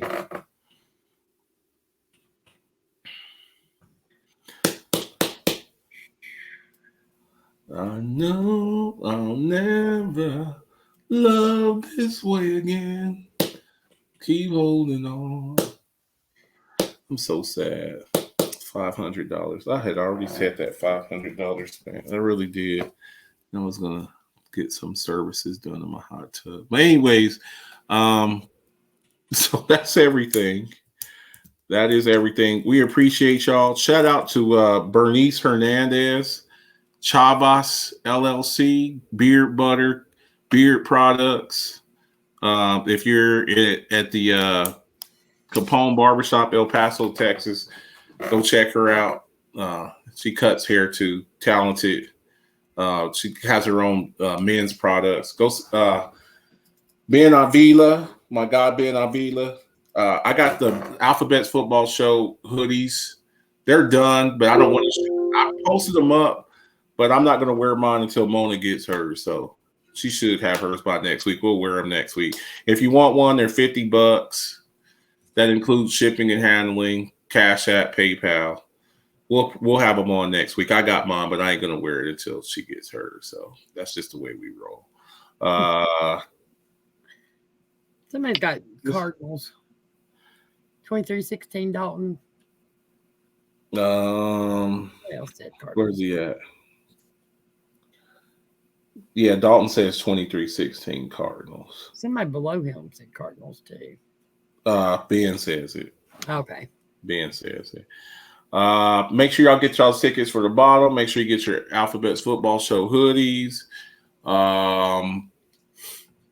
And get your pick sheets in. $100 to whoever wins. Flectron Moore, he's winning right now. Shout out to Thomas Maselko. Blaze Thunder Gabbard, congratulations to him. He was our winner last week of our $40 giveaway for whoever won the picks for last week. He opted to get a hoodie. He wanted a hoodie, a specially made hoodie, which I have done.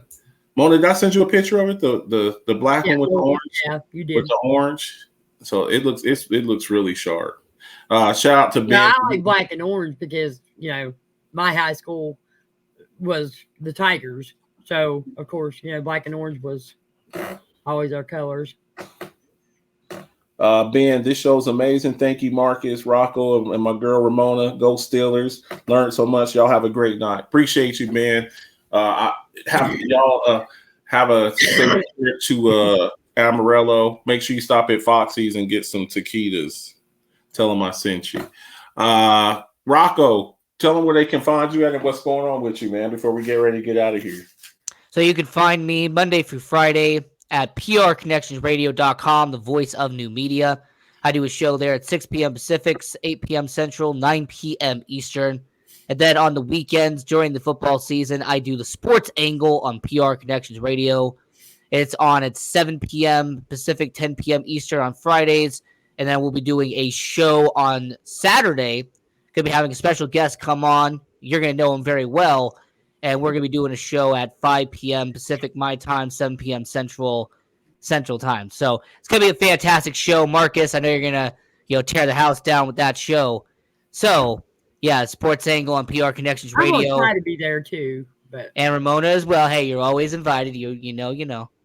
Yeah, so, yeah, definitely. Looking forward to me and Rocco. We be jumping back and forth. Rocco, he comes through sometimes and helps us with our division by division breakdowns and comes on sometime in the middle of the year. We appreciate you, Rocco, and whatever we can do to support you over here, we'll definitely do that. So I'll be over there tomorrow kicking up some dust with Rocco. We'll be talking a little smickety smack tomorrow with Rocco. Mona, talk to him. Just want to do a shout out to all of our viewers who tune in every week and let you know we appreciate you guys. Without you, we wouldn't have our show. Well, we probably still do it. We do. We talk a lot football throughout the whole day anyway. So, why not? No doubt. But we appreciate everything that you guys do. Get your pick sheets in. Make sure they're in before, at least 20, 30 minutes before the game. Because a lot of times, game time decisions, I understand that. So you don't want to get your picks in right away. And that's cool. We're good with that. Give us your Thursday night game, before the game starts. And, on Sunday, you got the 12 o'clock game or 1 o'clock games, and you got the 4 o'clock games. As long as those picks are in before the games, I'm happy. I'm good with that. So just make sure you use pick sheets. Makes it so much easier because I'm doing this by pencil, paper, and the pick sheets, and that's how I roll. And if you have any issues, because there was one last week, and I had to go back and fix it. Actually, I think I just forgot to put their win percentage, what they'd won that last week. So I somehow just skipped it, but I have a little 2-year-old running around a lot when I'm doing that. So sometimes I have to take off running and think I got it done and I miss one. So if you have any issues, just message me and let me know. Let me know what pick I missed, or if I missed a week like I did last week. But I have no issue with you guys messaging me and letting me know that, hey, I need you to check this score. Maybe you counted it wrong or something, or you just didn't give me my wins this week. Because like I said, I am fallible. Trust me, I make mistakes a lot. So, but just thank you guys for showing support. We love you guys, and we'll see you next week, same time, same place. No doubt about it. We appreciate y'all. Shout out to all the show affiliates. Like I said, Ben, we appreciate you, everything you do for us. Hoodies. Shout out. We had somebody win the Pittsburgh Steelers alphabets. Rise Up Family, Pittsburgh Steelers, Troy Polamalu cleats. Yep. God, they're 2 years old. We finally had the raffle mate. We did okay. So, we're trying to do certain stuff and put things out there, So we'll be back. Make sure y'all get those sheets in. Enjoy the games. And we appreciate you. We cannot say that enough, okay? I'm going to run the Bills bottle one more time. Okay, sounds good. Okay. Yeah. Bills Mafia. Don Brown. Yeah. It's the mafia, you know I'm rocking with the Bills. It's the mafia, you know I'm rocking with the Bills. It's the mafia, I'm with the Buffalo Bills. It's the mafia, you know I'm rocking with the Bills. Hey, hey. Who you reppin', what's your team? Who you reppin', what's your team? You know I'm reppin' for my team. I got that talent on my team. Micah Hyde, Jordan Poyer, can you catch it? Can you? Trade day is like a mask, you not catching anything. Matt Milano making plays, we not scared of any team. Best in the AFC, all the praise of Brandon Bean. You hear Sean McDermott clapping while I'm snapping? Do you? Jerry Hughes will get the sack soon as you snap it. Yeah. Andre Roberts running back, ain't no just backing.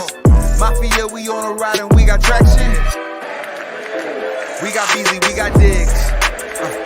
McKenzie make you miss. Dawson Knox with the stiff arm, treat opponents just like his. Feliciano, Deion Dawkins block defenders like the Fins. Hey, it's the mafia. I said no one on top of us. I said no one is blocking us on top of our division, so it's clear that it's no stopping us. Google best team in the league and we popping up. Hey, who you reppin'? What's your team? Who you reppin'? What's your team? You know I'm reppin' for my team. I got the salad on my team. It's the mafia, you know I'm rocking with the Bills. Count up, count up, count up. I'm talking 1 milli, 2 milli, 3 milli, 4 billy, 5 billy. I'm illy. Money bag after money bag, I'm the man now. Play the cards that I was dealt and I ain't need no handouts. Fresh on every set, give respect, mama out of debt. Got a new connect, we the best, homie run the check. Wifey got a new bag, new house, you mad. We just doing us, feeling wavy, fuck a do-rag. This that no stress flow, bobbing on my ex. You don't love cash, kiss my ass, baby XO. Thank you for that line, Mr. West, but I'm next though. Hey, you me the sad, bitch, I'm blessed, sipping XO. For the love of money, I stay fucking hungry. I parted ways with the kitchen, that just wasn't for me. Every show they love me, now I'm showing love back. They ain't taking nothing from me, so I throw a couple stacks. You when I'm in your town, have some fun, blow it back. Fuck with me when I'm around, trust me, shorty, I'll be back. I've been on the come up, running till the ones go. Boy, I got that one up, hustle when the funds low. Sundown, the sun up, all I want is the cash. Now, homie, run me the stash. Put the ones in the bag, now count up.